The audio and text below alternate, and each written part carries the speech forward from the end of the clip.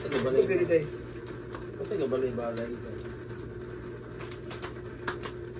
So hello everyone. So asan yung asa ko ali? Ano? So mag-coffee tayo. May coffee tayo guys. Oh, init.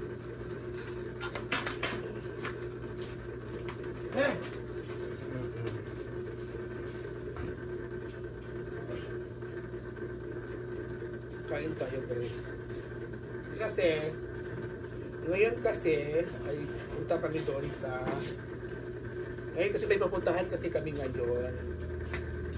So kami lang pala po dito. Ito pala yung kaibigan ko. Ay, pagay ko po na dahil. Ay po. Siya pala ay si Jessa. Si Jessa ay old friend ko since 2010, 11. 2010. So, 2010 po si Jessa na kaibigan ko. Ngayon, busy din kasi siya sa kanyang trabaho at siya po ay isa po siyang parlorista. At ngayon may parlor siya sa Camiguin, di ba? Ito yung istihan namin, parlor niya po ito. So sabi niya kasi pumunta siya sa bahay, gumalas siya sa bahay last night, sabi niya yung ano ginagawa mo kasi naghanap daw siya ng kasama din sa parlor niya, kumbaga meron naman nakuha namin na kaibigan kilala din namin at kilala din niya na walang trabaho. So sabi niya, yung kasing kasama niya dapat ngayon is hindi nakasama. So ngayon sabi niya, yung sasama ka sa akin o hindi kasi para ano ka rin doon, makapag-vlog ka rin doon at iba din naman yung mga makikita ng mga tao, yung mga views, yung mga lugar. So ngayon sumama ako at ngayon pagsama ko is mag-e-enjoy naman kami dito kasi na-miss ko rin talaga si Jessa. Na-miss ko talaga siya kasi ilang years na hindi nakita dahil, no? 4, 5. Hindi. 6. Hindi, mga 10 years. Kasi umalis ako 2017. 2015, hindi natin nakita kasi nasa Calabria ka na-design. At siya pala si Jessa, kasama ko siya dati sa trabaho sa parlor, sa Calabria. Dati, na marami kami pinagdaanan dati, di ba? Mga 2013 ba yun? Or 14. Ganon. So, marami kami pinagdaanan, muntik na kaming, pinasukan kami sa mga magnanakaw doon sa parlor, nagtakbuhan kaming dalawa, nagtago-taguan kami kasi baka papatay kami. Yun yung mga experience namin dati, nung muntik kaming mapatay, di ba? Okay. Kasi yung parlor dati, closed yung parlor namin, tapos, niluupan kami, 5 lalaki yung pumasok sa parlor namin at nagsigawan kaming dalawa, ayaw tumigil ng 5 lalaki na pasukan kami. Ang ginawa nila, sinira nila yung likod at para makapasok sila. At yun nga, nakapasok nga sila, di ba? Tapos ngayon, tumakbo kami dalawa ni Jessa at sobrang yun ang anong pinaka-trauma mo dati? Sa akin, yun yung time na yun ang pinaka-trauma sa akin. Nakapaala kami, wala kaming chinelas, putungo kami police station. Yun. Tapos, kahit nakatakas na kami, inahabol kami ng mga lalaki na yung mga gago na yung lalaki. At yun, buti lang may pulis doon na kapitbahay namin lumabas at tumakbo ang lahat ng mga lalaki, mga ulo ng lalaki na yun.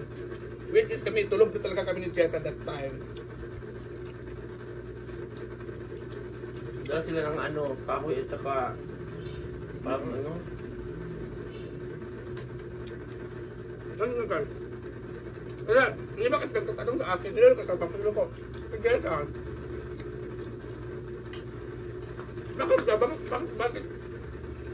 Bakit nila nandito ka sa kadestin na to?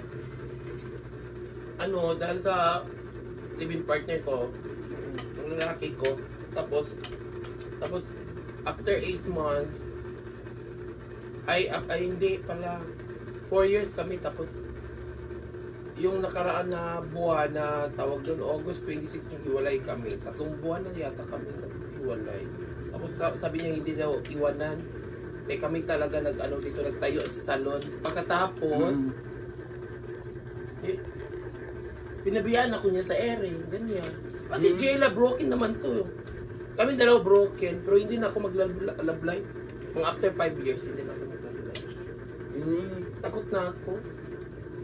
Ako din ayaw. Puro ka ng giving, puro walang take. Ako naman ayaw pala dyan. Alam ko na, matanda na kasi ako eh. Gusto ko na mag-focus sa ano, pera at saka pamilya. Yun na talaga.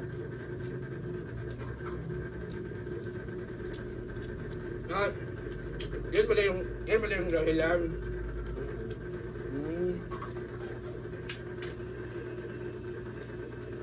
Gusto niya puro na lang araw-araw gala. Ang hirap pa talaga maghanap ng pera. Araw-araw maggala, tsaka mabangaw ka sa friends pag may pera ka. Wow, wow. Kung wala kang pera sa mga friends, mapili naman, hindi naman lahat.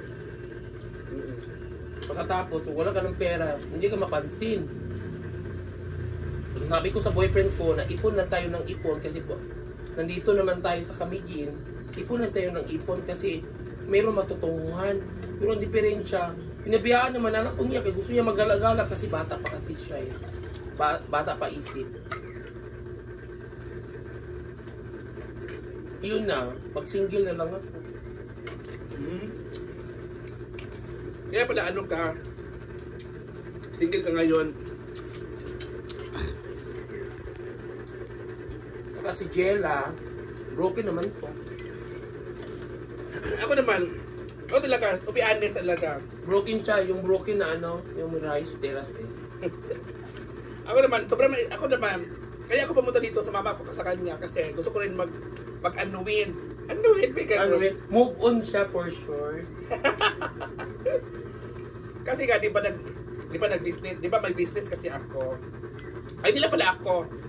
Kami, may business kami. O paano lang sa akin, kayo may dalawa may business kami. Tapos, yung business namin is nalugi. Tapos, yung pagkalugi ng business namin,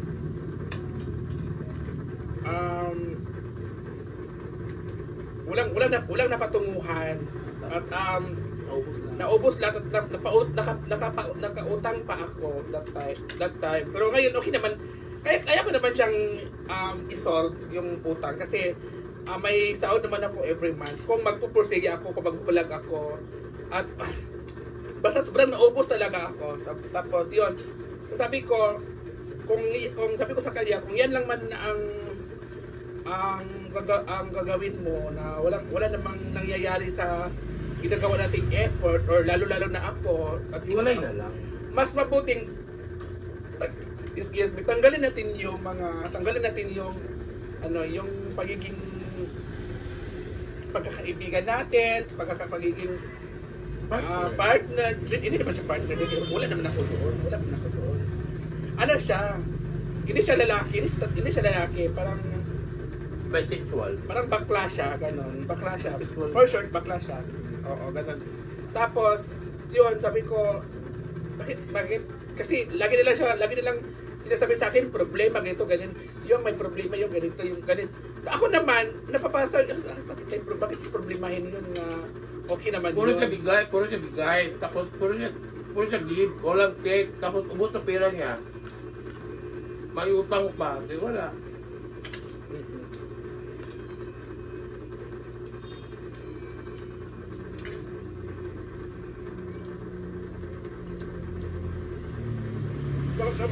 Sabi ko sa kanya na mag-focus ka na lang, magtinda ka na at saka vlog. Tapos yung lalaki, nandiyan naman yan eh.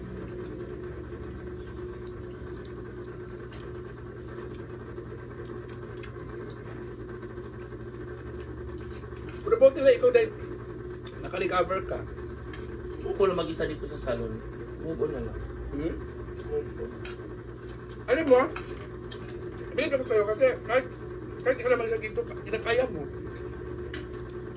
Walang pamilya. Ako lang mag-isa dito sa island. Wala akong pamilya dito. Ako dito pag ako lang mag-isa, hindi ko kaya. Walang kausap. Wala, nabubulin talaga ako. Sa mga natatanong, ilang years ka na ganito na kaya mo mag-isa sa buhay? parang nag-start 10 years na. Ako na mag-isa. Ha? Ako na mag-isa. Tapos, marami ako nalilive-in. Tapos, binugbog ako. Tapos, pagkatapos na, ayun ko na. Ay, binubukbuk ka? Bakit? Hindi ko alam. Sabi niya, selosa daw ako. Pag may selos, love mo isang tao. Pag walang selos, hindi mo love. Normal naman yung magselos, pero hindi naman ano. Pero anong isip bata yun? Pero kung may natutunan ka ngayon, anong natutunan mo? Sa buhay, ano? Natutunan ko, ako na mag-isa na naghanap ng pera na ako na talaga mag-isa. Tapos maghingi na yung pamilya ko. Bigyan ko. Pero yung nakaraan, parang ano parang hindi ko alam. Puro lang ko nang keep sa kabila. Sa ano ko lang sa lalaki ko, tapos sa pamilya ko wala. Hindi ba siya pwede? Kasi,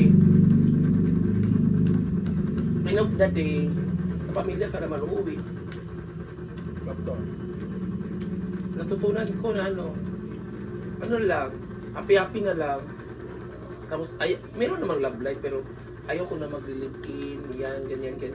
Kasi, yun naman ito, tungan, hiwalay naman, pero parang lang hiwalay. Ayoko na. Pag ano na lang ko, focus talaga sa salon. Mamaya guys, pwede ba ako mag house tour sa salon mo? Mamaya. Mamaya guys, so kakain mo na kami guys. So thank you so much Jessa. Thank you guys, thank you so much and bye bye po. Bye bye.